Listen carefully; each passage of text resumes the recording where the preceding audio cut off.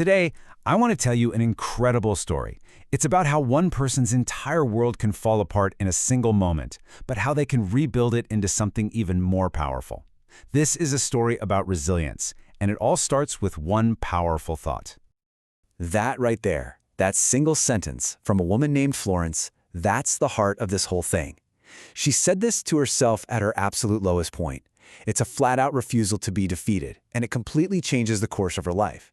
It's the moment her despair turned into pure defiance. So, where does a story like this even begin? Well, it doesn't start with some big noble plan. Nope, it starts with a sudden, absolutely crushing setback. A single moment that threatened to wipe out years and years of hard work. Let's set the scene. The date is March 11th, 2011. Florence is just 2 days away from a huge milestone in her life, her deployment for the National Youth Service Corps. I mean, this is a huge deal for any graduate in Nigeria. The day should have been full of excitement, right? Instead, it started with a total disaster. She was out at dawn, rushing to catch a bus on a quiet street when her bag was snatched.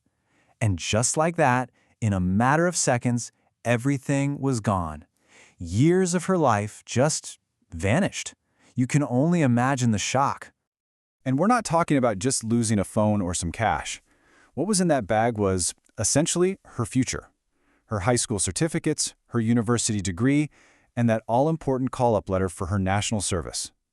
These are documents that are an absolute nightmare to replace and are critical for her to move forward in her career. In her own words, Florence said, "I cried. I really, really cried." It was that raw feeling of complete despair, where it just feels like the world is stacked against you. And honestly, who could blame her? It was completely and totally unfair. But here's where the story takes a turn. After the tears, after the anger, something inside her just shifted. The story doesn't end there, in that moment of loss. Instead, a brand new chapter begins, one that isn't defined by what she lost, but by a new, powerful sense of purpose. And that really brings us to the core of this whole thing. Resilience. You know, it's that inner toughness, that ability to bounce back when things get incredibly difficult. It's this quality that Florence basically discovered in herself when she refused to let one horrible moment define her entire future. So what did she do? She took action. She didn't just stay defeated. First, she somehow managed to get herself redeployed. Then, and this is the key part, she shifted her focus away from her own problems. She connected with a friend who was an optometrist, and together they started brainstorming how they could help their community. And all that brainstorming led them to this very specific, powerful mission: to provide assistive technology for students at a center for the visually handicapped. All of a sudden, her own personal struggle was being channeled into a goal that would help other people overcome their challenges. But, of course, the path forward wasn't going to be easy. The very first hurdle?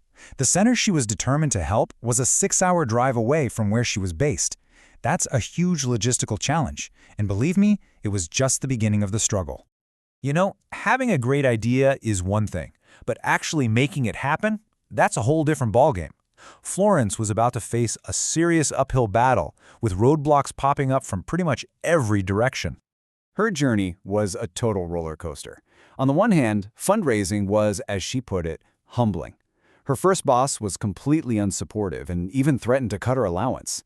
But then, out of nowhere, these amazing breakthroughs would happen. A crucial donation from a naval commandant, unexpected support from a local business, and eventually, a new boss who actually believed in what she was doing. And that's the thing, she didn't do it alone. A whole coalition of support started to build around her and her mission.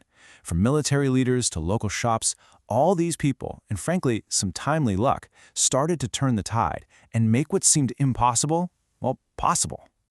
And all of that struggle, all of that perseverance was about to pay off in a huge way. This brings us to the climax of her story, the moment of triumph and the incredible lessons she learned along the way. Let's just put this into perspective. The entire journey took just over a year. It starts with the theft in March 2011.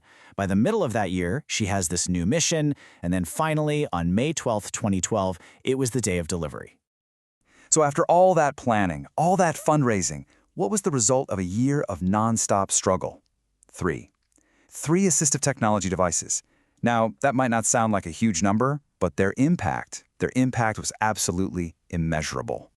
That small number was life-changing because these devices allowed students to read printed words for the very first time in their lives. Florence talks about the pure joy on their faces, a moment of gratitude that made every single setback completely worthwhile. And her incredible effort did not go unnoticed. As the icing on the cake, she was given an honorary NYC State Award. It was this formal recognition, this official validation of her project that really capped off a journey that began in total devastation. Florence's own words really say it all, don't they? It's just such a powerful reminder that sometimes our biggest setbacks aren't really endings. They can actually be the start of something totally unexpected and beautiful. And so that's the question we want to leave you with. Florence's story is one incredible answer. The next time you're facing something that feels just impossible, it's worth asking yourself, how can I make something beautiful out of this?